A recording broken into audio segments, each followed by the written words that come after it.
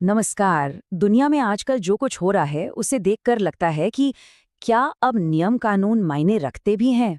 मतलब एक वक्त था जब इंटरनेशनल पॉलिटिक्स एक तय रास्ते पर चलती थी, पर अब ऐसा लग रहा है जैसे पूरी कहानी ही बदल दी जा रही है, और वो भी ऐसे तरीकों से जिनके बारे में किसी ने सोचा भी नहीं होगा। It's a beautiful thing. मतलब ये एक बहुत खूबसूरत बात है। ये कहा है डोनाल्ड ट्रंप ने। अब सवाल ये है कि वो आखिर किस चीज की बात कर रहे थे। इसका जवाब सच कहूं तो चौंकाने वाला है, और इसका ताल्लुक दुनिया के सबसे ज्यादा तनाव वाले इलाकों में से एक से है। तो ये खूबसूरत बात थी स्ट्रेट ऑफ हॉर्मुज में टोल वसूलने के लिए अमेरिका और ईरान का एक जॉइंट वेंचर। हाँ हाँ, बिल्कुल सही सुना। दो देश जो एक दूसरे के कट्टर दुश्मन हैं, जो कुछ ही वक्त पहले जंग के कगार पर खड़े थे, वो अचानक दुनिया के सबसे जरूरी सी रूट कर मिलकर एक टोल बूथ चलाने की बात कर रहे हैं। ये हुआ कैसे? चलिए इसी को समझते हैं। तो सवाल उठता है कि ये इतना अजीब आइडिया आया कहाँ से।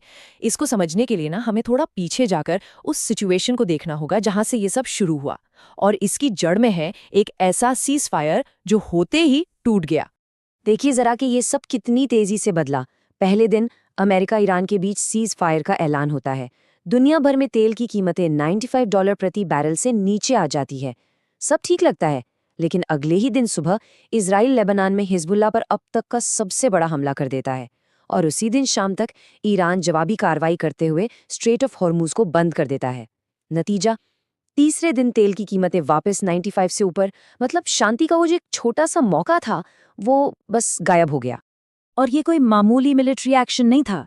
इससे लेबनान पर अब तक का सबसे बड़ा हमला कहा जा रहा है। सोचिए, सिर्फ 10 मिनट के अंदर 100 से ज्यादा ठिकानों पर स्ट्राइक की गई। बस इस एक एक्शन ने पूरे रीजन में खलबली मचा दी और उस सीज फायर की, कह सकते हैं कि नींव ही हिला दी। तो सवाल ये है कि ऐसा हुआ क्यों। यहाँ पर ना दोनों पक्षों की कहानी बिल्कुल अलग है। इजराइल का कहना है, देखो हिजबुल्लाह ईरान नहीं है, हमारा सीजफायर ईरान से था, लेबनान में हमारे दुश्मनों से नहीं। दूसरी तरफ ईरान का मानना है कि हिजबुल्लाह उनके एक्सेस ऑफ रेजिस्टेंस का हिस्सा है और उन पर हमला करना सीजफायर की आत्मा के खिलाफ है। बस इसी अलग अलग सोच ने आग को फिर से भड़का दिया। और ईरान का ये जो जवाब था, स्ट्रेट को बंद कर देना, यही हमें इस पूरी कहानी के सबसे हैरान करने वाले मोड़ पर ले आता है। और वो है डोनाल्ड ट्रंप का वो खूबसूरत टोल वाला आइडिया। तो ईरान ने क्या किया? उन्होंने एक बड़ा दांव खेला। उन्होंने कहा कि अब से स्ट्रेट ऑफ हॉर्मुज से जो भी जहाज गुजरेगा उसे टोल देना होगा। ये टोल या तो हर जहाज पर एक फिक्स्ड फीस हो सकती है, या फिर तेल के हर बैरल पर एक चार्ज।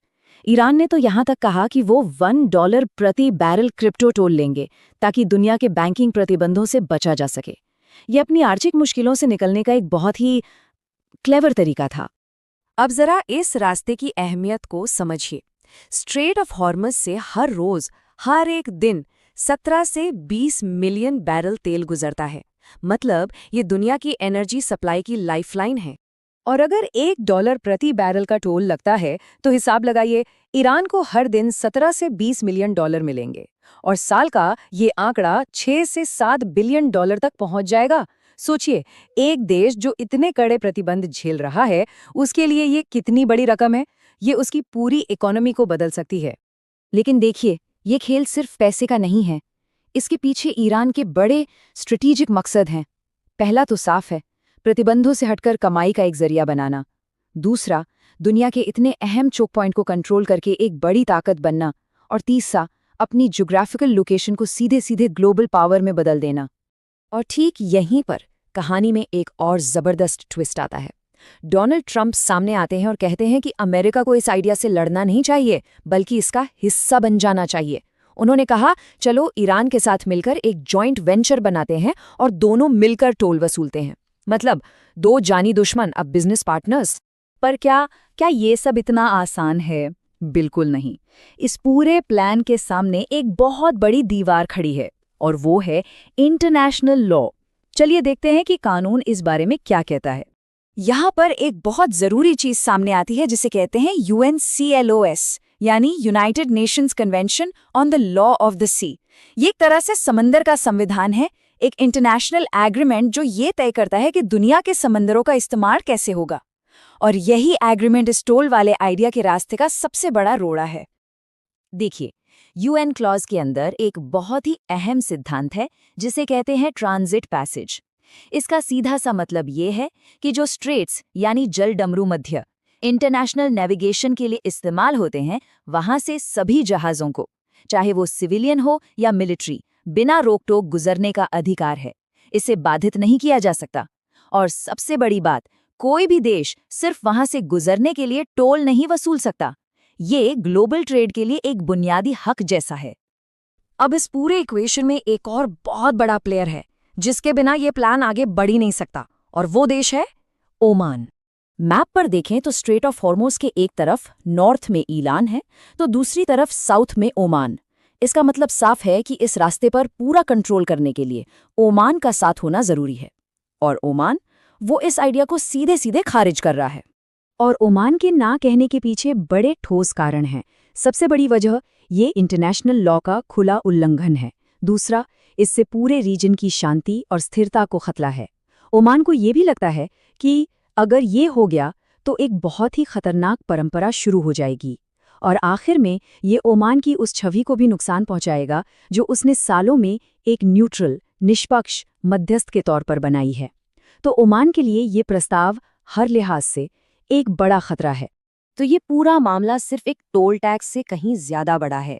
ये असल में ग्लोबल ऑर्डर के भविष्य पर बहुत गहरे सवाल खड़े कर रहा है।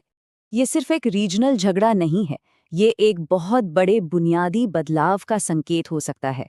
क्या हम एक रूल बेस्ड ऑर्डर से, जहां UNCLOS जैसे अंतर्राष्ट्रीय कानून चलते हैं, एक पावर बेस्ड ऑर्डर की तरफ बढ़ रहे हैं? एक ऐसी दुनिया जहां मिलिट्री कंट्रोल और जमीन पर कब्जा ही सब कुछ तय करेगा? क्या हम ऐसी दुनिया की तरफ जा रहे हैं जहां जिसकी लाठी उसकी भैंस वाला हिसाब चलेगा?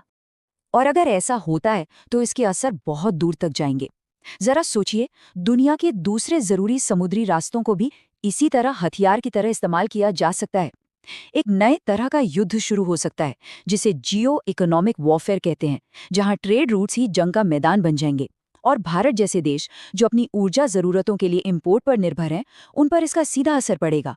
मतलब पेट्रोल डीजल की और ऊंची कीमतें और बढ़ती हुई महंगाई। तो आखिर में सवाल यही बचता है, क्या हम सच में एक ऐसी दुनिया की तरफ बढ़ रहे हैं जहां इंटरनेशनल लॉ और समझौते बस कागज पर रह जाएंगे और असली खेल सिर्फ मिलिट्री और इकोनॉमिक पावर का होगा? स्ट्रेट ऑफ हॉर्मूज में जो हो रहा है उसने इस सवाल को पहले से कहीं ज्यादा अहम बना दिया है।